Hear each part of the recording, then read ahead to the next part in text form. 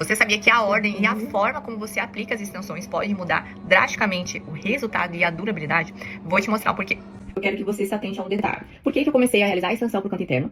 Depois o canto externo e por último o centro. Por que é feito dessa forma? Se vocês repararem, o canto externo e o canto interno é onde tem menos quantidade de cílios, tem menos volume de cílios natural da cliente. A maior quantidade, ela fica no centro, está centralizada ali mais no centro, perto ali da pupila dos olhos. Ou seja, se nessa área eu quisesse depositar somente uns 7, 8 fiozinhos de extensão, quando a cliente abrisse os olhos, ia parecer que aquela área ali do centro já estaria mais volumosa, como se eu tivesse colocado mais extensão. Por quê? Porque ela tem uma maior quantidade de cílios, eu depositei alguns fiozinhos de extensão e logo já pareceu que aquela área é maior ainda, mais volumosa. Já o cantinho interno e o cantinho externo, eles não têm tantos cílios para criar volume. Por isso que eu começo a extensão por canto externo, canto interno e por último centro. Porque eu tô com todo o pique iniciando da extensão. Então eu vou usar esse máximo de energia que eu tenho. E a cliente acabou de chegar, ela tá mais tranquila para aguentar todo o procedimento. Então eu vou começar por essas áreas que já são mais desafiadoras. Vou começar a fazer a extensão no cantinho externo, vou colocar o máximo de quantidade de fios para criar um volume, já que nessas áreas tem menos quantidade de cílios. Quando eu for fazer o cantinho interno também, eu vou colocar mais cílios, porque geralmente são os primeiros fiozinhos que caem. Então se eu colocar pouquinho aqui, a primeira coçadinha que a cliente for dar ali, eu já não vou ter mais nada de extensão. Ela já vai estar reclamando, nossa, eu tô sempre perdendo meus cantinhos, são os primeiros que vão. Por quê? Porque a gente deixa o cantinho interno por último.